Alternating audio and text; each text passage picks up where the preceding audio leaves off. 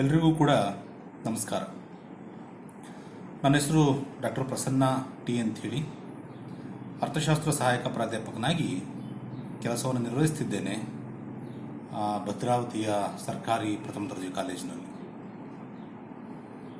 ಪ್ರೀತಿಯ ವಿದ್ಯಾರ್ಥಿಗಳೇ, ತಮಗೆಲ್ಲರೂ ಕೂಡ ಗೊತ್ತೇ ಇರ್ಬೋದು, ನಾವು ಕಳೆದ ಒಂದಷ್ಟು ದಿನಗಳಿಂದ ಲಾಕ್ಡೌನ್ನಲ್ಲಿ ಇದ್ದೇವೆ. ಸೊ ಸರ್ಕಾರ ನಮ್ಮಗಳಿಗೆ stay home and then stay safe ಅನ್ನುವಂತಹ ಒಂದು ಘೋಷಣೆ ಅಡಿಯಲ್ಲಿ ನಾವೆಲ್ಲರೂ ಕೂಡ ಮನೆಯಲ್ಲಿ ಸುರಕ್ಷಿತರಾಗಿದ್ದೇವೆ. ಒಂದೇ ಕಾರಣಕ್ಕೋಸ್ಕರ ಅದು ಕೋವಿಡ್-19. ಈ ನಿಟ್ಟಿನಲ್ಲಿ ಕಾಲೇಜು ಶಿಕ್ಷಣ ಇಲಾಖೆ ಬೆಂಗಳೂರು ತನ್ನದೇ ಆದಂತಹ ಒಂದಷ್ಟು ಮಾರ್ಗೋಪಾಯಗಳನ್ನು ಹುಡುಕಿಕೊಂಡು ವಿದ್ಯಾರ್ಥಿಗಳಿಗೆ ಅನುಕೂಲ ಆಗಬೇಕು ಹಾಗೆ ಅಂಥೇಳಿ ಆನ್ಲೈನ್ ಮುಖಾಂತರ ಉಳಿಕೆ ಪಠ್ಯಕ್ರಮಗಳ ಬಗ್ಗೆ ಬೋಧನೆ ಮಾಡಬೇಕು ಹಾಗೆ ಅಂಥೇಳಿ ಆದೇಶವನ್ನು ಹೊರಡಿಸಿದೆ. ಆ ನಿಟ್ಟಿನಲ್ಲಿ ನಾವೆಲ್ಲ ಉಪನ್ಯಾಸಕರು ಕಾರ್ಯೋನ್ಮುಖರಾಗಿ ತಮ್ಮಗಳಿಗೆ ಆನ್ಲೈನ್ ಮುಖಾಂತರ ಪಾಠಗಳನ್ನು ಮಾಡ್ತಿದ್ದೇವೆ. ಈಗ ಆಲ್ರೆಡಿ ವ್ಯಾಟ್ಸಪ್ ಮತ್ತು ಝೂಮ್ ಆ್ಯಪ್ಗಳ ಮುಖಾಂತರ ಶೆಡ್ಯೂಲ್ಗಳನ್ನು ಮಾಡಿಕೊಂಡು ತಮ್ಮಗಳಿಗೆ ಪಾಠವನ್ನು ಮಾಡಿದ್ದೇವೆ. ಇವತ್ತು ನಾನು ನಿಮಗೆ ಮಾಡ್ತಿರ್ತಕ್ಕಂಥ ವಿಚಾರ ಅಂತಿಮ ವರ್ಷದ BA ತರಗತಿಗಳೇನಿದ್ದೀರಿ, ತಮ್ಮಗಳಿಗೆ ಇರ್ತಕ್ಕಂಥ ಅರ್ಥಶಾಸ್ತ್ರದಲ್ಲಿ ಒಂದು ಕಂಪಲ್ಸರಿ ಪೇಪರ್ ಮಾನವ ಸಂಪನ್ಮೂಲ ನಿರ್ವಹಣೆ ಅಂತೇಳಿ. ಮಾನವ ಸಂಪನ್ಮೂಲ ನಿರ್ವಹಣೆ ಒಂದು ಕಂಪಲ್ಸರಿ ಪೇಪರ್. ತದನಂತರ ಸಾರ್ವಜನಿಕ ಅರ್ಥಶಾಸ್ತ್ರ ಅನ್ನೋತಕ್ಕಂಥದ್ದು ಆಪ್ಷನಲ್ ಪೇಪರ್. ನಾನು ತಮಗೆ ಈಗ ಬೋಧಿಸ್ತಕ್ಕಂತಹ ವಿಚಾರ ಮಾನವ ಸಂಪನ್ಮೂಲ ನಿರ್ವಹಣೆಯಲ್ಲಿ 4ನೇ ಅಧ್ಯಾಯವಾದಂತಹ ನೇಮಕಾತಿ ಮತ್ತು ಆಯ್ಕೆ ಅಂತೇಳಿ. ಹಾಗಾದರೆ ನೇಮಕಾತಿ ಮತ್ತು ಆಯ್ಕೆ ಅನ್ನುವಂಥ ಅಧ್ಯಾಯದಲ್ಲಿ ಹೇಗೆ ಮಾನವ ಸಂಪನ್ಮೂಲ ಇರ್ತಕ್ಕಂತಹ ವ್ಯವಸ್ಥೆಯಲ್ಲಿ ನೇಮಕಾತಿ ಆಗ್ತದೆ, ಅದೇ ರೀತಿ ಹೇಗೆ ಅದು ಆಯ್ಕೆ ಆಗ್ತದೆ. ಯಾಕೆಂದರೆ ನೇಮಕಾತಿ ಮತ್ತು ಆಯ್ಕೆ ಒಂದಕ್ಕೊಂದು ಪೂರಕವಾಗಿರ್ತಕ್ಕಂಥ ಅಂಶಗಳು.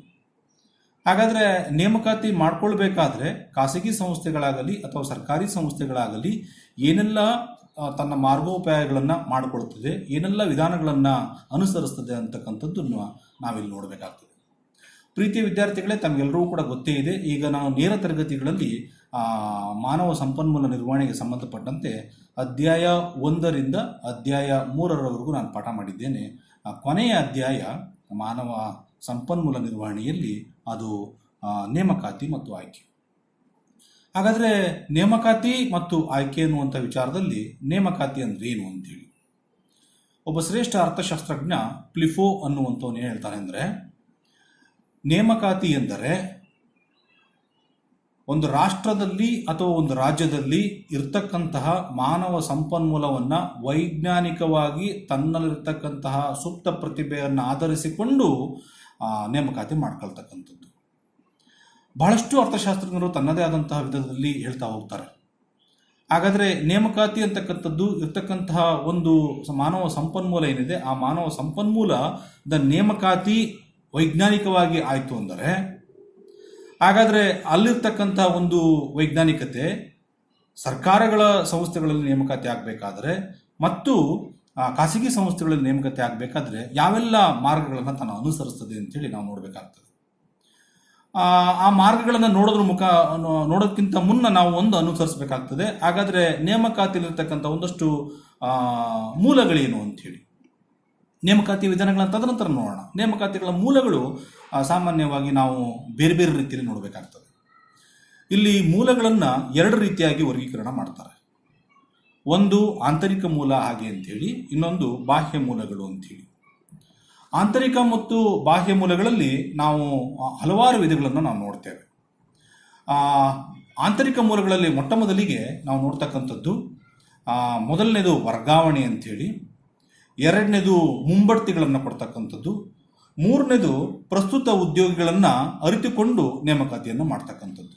ಸೊ ಈ 3 ವಿಧಗಳನ್ನು ನಾವು ಆಂತರಿಕ ಮೂಲಗಳಲ್ಲಿ ನೋಡ್ತಾ ಹೋಗ್ತೇವೆ. ಹಾಗಾದರೆ ಬಾಹ್ಯ ಮೂಲಗಳಲ್ಲಿ ಯಾವೆಲ್ಲವೂ ಕೂಡ ವಿಧಗಳು ಕಂಡು ಬರ್ತವೆ ಅಂದರೆ ಸರಿ ಸುಮಾರು ಒಂದು 8ರಿಂದ 9 ವಿಧಗಳು ಬಾಹ್ಯ ಮೂಲಗಳಲ್ಲಿ ಕಂಡು ಬರ್ತದೆ.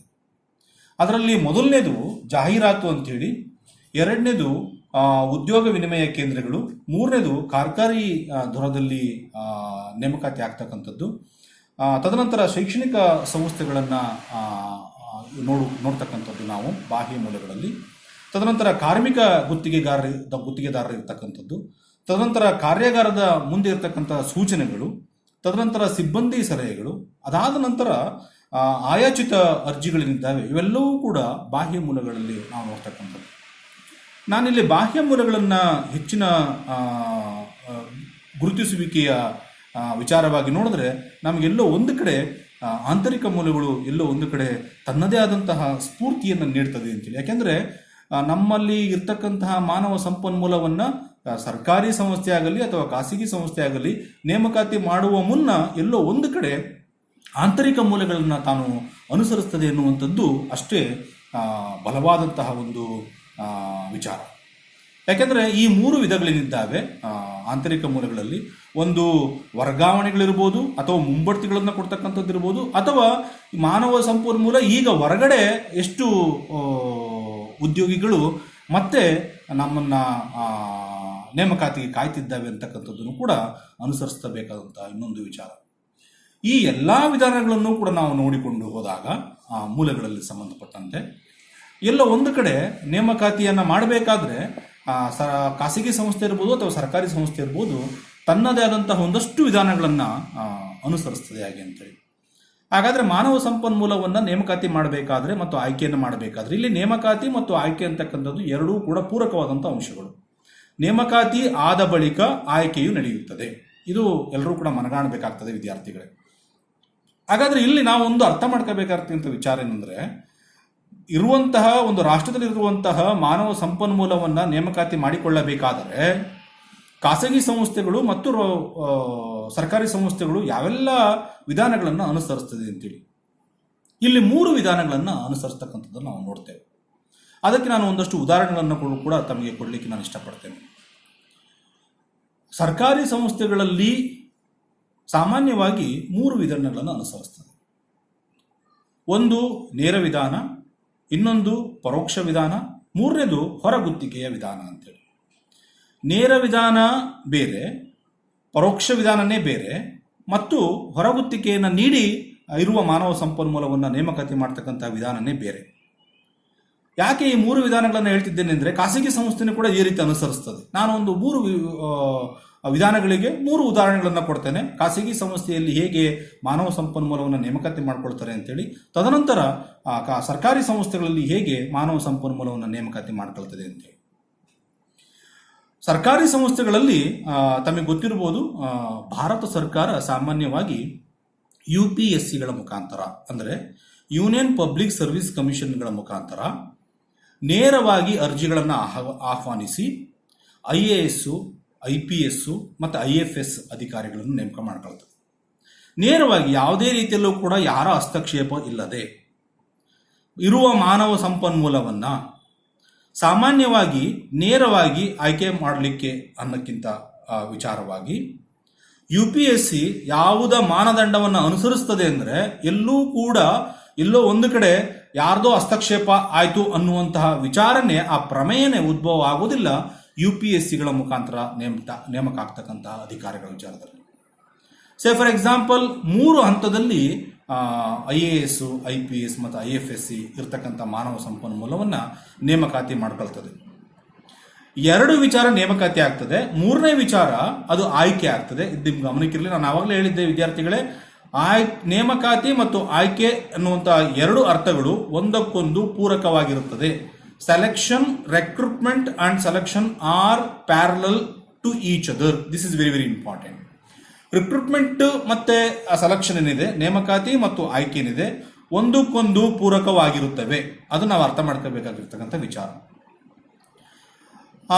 ಮೊದಲ ವಿಚಾರವಾಗಿ ಏನು UPSC ಅಧಿಕಾರಿಗಳನ್ನು ನೇಮಕ ಮಾಡ್ಕೊಳ್ತದೆ, ನೇಮಕ ಮಾಡ್ಕೋಬೇಕಾದ್ರೆ ಪ್ರಿಲಿಮಿನರಿ ಎಕ್ಸಾಮಿನೇಷನ್ ಅಂತೇಳಿ ಕೊಡ್ತದೆ. ತದನಂತರ ಅದರಲ್ಲಿ ಆಯ್ಕೆ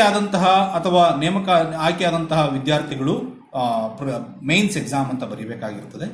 ಮೇನ್ಸ್ ಎಕ್ಸಾಮ್ ಆದಮೇಲೆ ಆಯ್ಕೆಯ ಪ್ರಕ್ರಿಯೆ ಬರ್ತದೆ. ಅಂದರೆ ವೈವಾ ಓಸ್ ಅಂತ ಕರಿತೇವೆ ಅಥವಾ ಇಂಟರ್ವ್ಯೂ ಮೆಥಡ್ ಅಂತ ಕರಿತೇವೆ.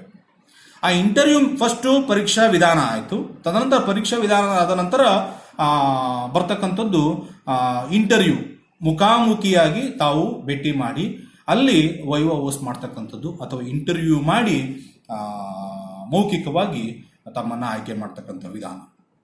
ಇದು UPSC ಭಾರತ ಸರ್ಕಾರ ಮಾಡ್ತಕ್ಕಂತಹ ಒಂದು ರೀತಿ, ಇದು ಸರ್ಕಾರಿ ಸಾಮ್ಯದಲ್ಲಿ ಬರ್ತಕ್ಕಂಥದ್ದು, ತಮಗೆ ಹೇಳ್ತಿರ್ತಕ್ಕಂಥದ್ದು ವಿಚಾರ. ಹಾಗಾದ್ರೆ ಕರ್ನಾಟಕ ಸರ್ಕಾರ ಕೂಡ ಅದೇ ರೀತಿ ವ್ಯವಸ್ಥೆಯನ್ನು ಇಟ್ಕೊಂಡಿದೆ. ಆ ರಾಜ್ಯಗಳು ಆ ರಾಷ್ಟ್ರದಲ್ಲಿ ಅದರದೇ ಆದಂತಹ ಒಂದೊಂದು ಮಾನದಂಡವನ್ನು ಇಟ್ಕೊಂಡಿರ್ತದೆ. ಅದಕ್ಕೊಂದಷ್ಟು ಸಂವಿಧಾನವನ್ನು ಕೂಡ ರಚನೆ ಮಾಡ್ಕೊಂಡಿರ್ತದೆ, ಅದಕ್ಕೊಂದಷ್ಟು ಕಾನೂನು ಮತ್ತು ಸೂಚನೆಗಳನ್ನು ಕೂಡ ರಚನೆ ಮಾಡ್ಕೊಂಡಿರ್ತದೆ. ನಮ್ಮಲ್ಲಿ ವಿಶೇಷವಾಗಿ ಕರ್ನಾಟಕದಲ್ಲಿ ನಮ್ಮದೇ ಆದಂತಹ ಒಂದು ಸ್ವಾಯತ್ತತೆ ಸಂಸ್ಥೆಯನ್ನು ಹುಟ್ಟಿ ಹಾಕಿದೆ ಕರ್ನಾಟಕ ಸರ್ಕಾರ. ಅದು KPSC ಅಂತೇಳಿ, ಕರ್ನಾಟಕ ಪಬ್ಲಿಕ್ ಸರ್ವಿಸ್ ಕಮಿಷನ್ ಅಂತೇಳಿ. ಕರ್ನಾಟಕ ಪಬ್ಲಿಕ್ ಸರ್ವಿಸ್ ಕಮಿಷನ್ ಅಲ್ಲೂ ಕೂಡ ನೇರವಾಗಿ ಆಯ್ಕೆಯನ್ನು ಮಾಡತಕ್ಕಂತಹ ವ್ಯವಸ್ಥೆಯನ್ನು ಸರ್ಕಾರ ಮಾಡಿದೆ. ಪರೋಕ್ಷವಾಗಿ ಆಯ್ಕೆಯನ್ನು ಮಾಡತಕ್ಕಂತಹ ವ್ಯವಸ್ಥೆನೂ ಕೂಡ ಸರ್ಕಾರದ ವ್ಯವಸ್ಥೆಯಲ್ಲಿದೆ. ನಿಮಗೆ ಗೊತ್ತಿರಬಹುದು, ಇತ್ತೀಚಿನ ದಿನಗಳಲ್ಲಿ ಉಪನ್ಯಾಸಕರ ನೇಮಕ ಇರ್ಬೋದು, ಮತ್ತು ಇಂಜಿನಿಯರ್ಗಳ ನೇಮಕ ಇರ್ಬೋದು, ಮತ್ತು ಡಾಕ್ಟರ್ಗಳ ನೇಮಕ ಇರ್ಬೋದು, ಇದೆಲ್ಲವೂ ಕೂಡ ನೇರವಾಗಿಯೂ ಕೂಡ ಆಯ್ಕೆ ಆಗ್ತದೆ. ಮತ್ತು ಪರೀಕ್ಷಾ ಪ್ರಾಧಿಕಾರಗಳ ಮುಖಾಂತರನೂ ಕೂಡ, ಕರ್ನಾಟಕ ಸರ್ಕಾರದ ಪರೀಕ್ಷಾ ಪ್ರಾಧಿಕಾರದ ಮುಖಾಂತರ ಕೂಡ ನೇಮಕಾತಿ ಆಗ್ತದೆ. ನೇಮಕಾತಿ ಮತ್ತು ಆಯ್ಕೆಗಳು ನೇರವಾಗಿ ಮತ್ತು ಪರೋಕ್ಷವಾಗಿ ಆಗ್ತದೆ ಎಲ್ಲಿ? ನಮ್ಮ ಸರ್ಕಾರಿ ವ್ಯವಸ್ಥೆಗಳಲ್ಲಿ ಮತ್ತು ಖಾಸಗಿ ವ್ಯವಸ್ಥೆಗಳಲ್ಲೂ ಕೂಡ. ಆದರೆ ಎಲ್ಲೋ ಒಂದು ಕಡೆ ಸರ್ಕಾರಿ ಸಂಸ್ಥೆಗಳು ನೇರವಾಗಿ ಮತ್ತು ಪರೋಕ್ಷವಾಗಿ ಆಯ್ಕೆ ಮಾಡಿಕೊಳ್ಳಿಲ್ಲ ಮಾನವ ಸಂಪನ್ಮೂಲ ಅಂದರೆ ಅದು ಇನ್ನೊಂದು ಆಪ್ಷನ್ ಇಟ್ಕೊಂಡಿರ್ತದೆ, ಹೊರಗುತ್ತಿಗೆಯನ್ನು ಕೊಡ್ತಕ್ಕಂಥ ವ್ಯವಸ್ಥೆ. ಅಂದರೆ on the basis of contract ಬೇಸಿಸ್ನಲ್ಲಿ ಒಂದಷ್ಟು ಮಾನವ ಸಂಪನ್ಮೂಲವನ್ನು ನೇಮಕ ಮಾಡ್ಕೊಳ್ತಕ್ಕಂಥ. ಸೇ ಫಾರ್ ಎಕ್ಸಾಂಪಲ್ ನೇಮಕಾತಿ, ಅಟೆಂಡರ್ ವಿಚಾರ ನೇಮಕಾತಿ ಆಗಿರ್ಬೋದು, ಅಥವಾ P1ಗಳ ನೇಮಕಾತಿ ಆಗಿರ್ಬೋದು, ಅಥವಾ ನಮ್ಮ ಯಾವುದೋ ಒಂದು ಸಂಸ್ಥೆಗಳಲ್ಲಿ ನಿರ್ವಹಣೆ ಮಾಡ್ತಕ್ಕಂತಹ ಒಂದಷ್ಟು ಪಾರ್ಕ್ ನಿರ್ವಹಣೆ ಮಾಡೋರು, ಸರ್ಕಾರಿ ಆಸ್ತಿಗಳೇನಿದ್ದಾವೆ ಆ ಸರ್ಕಾರಿ ಆಸ್ತಿಗಳನ್ನು ನಿರ್ವಹಣೆ ಮಾಡಲಿಕ್ಕೆ ತನ್ನದೇ ಆದಂತಹ ಒಂದಷ್ಟು ಮಾನವ ಸಂಪನ್ಮೂಲವನ್ನು ನೇಮಕಾತಿ ಮಾಡ್ತಕ್ಕಂಥದ್ದೇನಿದೆ, ಅದೆಲ್ಲವೂ ಕೂಡ ಹೊರಗುತ್ತಿಗೆಯನ್ನು ಕೊಡ್ತದೆ ಸರ್ಕಾರಿ ಸಂಸ್ಥೆ. ಹಾಗಾದರೆ ಖಾಸಗಿ ಸಂಸ್ಥೆಯಲ್ಲಿರ್ತಕ್ಕಂತಹ ಉದ್ಯಮ ಸಂಸ್ಥೆಗಳು ನೇರವಾಗಿಯೂ ಕೂಡ ನೇಮಕ ಮಾಡಿಕೊಳ್ಳುತ್ತದೆ ಮತ್ತು ಪರೋಕ್ಷವಾಗಿಯೂ ಕೂಡ ನೇಮಕ ಮಾಡಿಕೊಳ್ಳುತ್ತದೆ. ಅದೇ ರೀತಿ ಹೊರಗುತ್ತಿಗೆಯನ್ನು ಕೂಡ ನೀಡಿ ನೇಮಕಾತಿ ಮಾಡಿಕೊಳ್ತದೆ. ಇದು ನಾವು ಅರ್ಥ ಮಾಡ್ಕೋಬೇಕಾದಂಥ ಅಂಶ. ಎಲ್ಲ ಒಂದು ಕಡೆ ಏನಾಗ್ತದೆ ಅಂದರೆ, ಸಾಮಾನ್ಯವಾಗಿ ಇರುವ ಎಲ್ಲ ವಿಚಾರಗಳು ನೇಮಕಾತಿ ಮತ್ತು ಆಯ್ಕೆ ವಿಚಾರಕ್ಕೆ ಬಂದಾಗ ನಾವು ಅರ್ಥ ಮಾಡ್ಕೋಬೇಕಾಗಿರೋದೇನೆಂದರೆ, ಸರ್ಕಾರಿ ಸ್ವಾಮ್ಯಯುತ ಇರಲಿರ್ತಕ್ಕಂತಹ ಉದ್ಯಮ ಸಂಸ್ಥೆಗಳು ನೇರವಾಗಿ ಪರೋಕ್ಷವಾಗಿ ಆಯ್ಕೆ ಮಾಡಿಕೊಳ್ಳಿಕ್ಕೆ ಬಹಳಷ್ಟು ಹೆಜ್ಜೆಯನ್ನು ಇಡ್ತದೆ ಸರ್ಕಾರಿ ಸಂಸ್ಥೆ. ಹೊರಗುತ್ತಿಗೆಯಲ್ಲಿ ಕೊಡಬೇಕಾದ್ರೆ ಎಲ್ಲೋ ಒಂದು ಕಡೆ ಯಾರೋ ಒಬ್ಬ ಮೊನೋಟನಸ್ ಆಗ್ಬಿಡತ್ತೆ ಅಂತೇಳಿ, ಏಕಸ್ವಾಮ್ಯ ಆಗ್ಬಿಡತ್ತೆ ಅಂತೇಳಿ ಅದನ್ನು ಸ್ವಲ್ಪ ಮಟ್ಟಿಗೆ ಸರ್ಕಾರಿ ಸಂಸ್ಥೆಗಳು ಹಿಂದೇಟಾಗ್ತವೆ. ಹಾಗಾದರೆ ಇರ್ತಕ್ಕಂಥ ವ್ಯವಸ್ಥೆಯಲ್ಲಿ ಖಾಸಗಿ ಸಂಸ್ಥೆಗಳು ಏನು ಮಾಡ್ತವೆ? ಸೇ ಫಾರ್ ಎಕ್ಸಾಂಪಲ್ ನಮ್ಮಲ್ಲಿರ್ತಕ್ಕಂಥ ದೊಡ್ಡ ದೊಡ್ಡ ಖಾಸಗಿ ಸಂಸ್ಥೆಗಳು, ರಿಲಯನ್ಸ್ ಇರ್ಬೋದು, ಇನ್ಫೋಸಿಸ್ ಇರ್ಬೋದು, ಟಾಟಾ ಇರ್ಬೋದು, ಬಿರ್ಲಾ ಇರ್ಬೋದು, ವಿಪ್ರೋ ಇರ್ಬೋದು, ಈ ಎಲ್ಲ ಖಾಸಗಿ ಸಂಸ್ಥೆಗಳೇನಿದ್ದಾವೆ ಈ ಎಲ್ಲ ಖಾಸಗಿ ಸಂಸ್ಥೆಗಳು ಸಾಮಾನ್ಯವಾಗಿ ಅವರು ನೇರವಾಗೇ ಆಯ್ಕೆ ಮಾಡಿಕೊಳ್ಳಿಕ್ಕೆ ಇಷ್ಟಪಡ್ತಾರೆ ತಮ್ಮ HR ಗಳ ಮುಖಾಂತರ.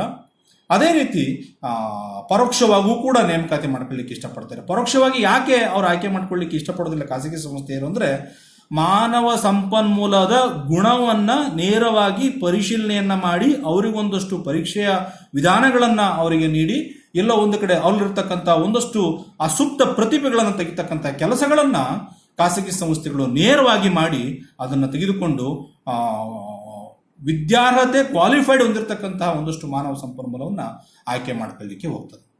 ಸೊ ಇದು ನಾನು ಇವತ್ತು ತಮಗೆ 2 ವಿಚಾರಗಳನ್ನು ಹೇಳಿದ್ದೇನೆ. ಅದು ಮಾನವ ಸಂಪನ್ಮೂಲ ವಿಚಾರವಾಗಿ ನೇಮಕಾತಿ ಮತ್ತು ಆಯ್ಕೆ ವಿಚಾರಕ್ಕೆ ಸಂಬಂಧಪಟ್ಟಂತೆ. ಎಲ್ಲರೂ ಕೂಡ ನಮಸ್ಕಾರ.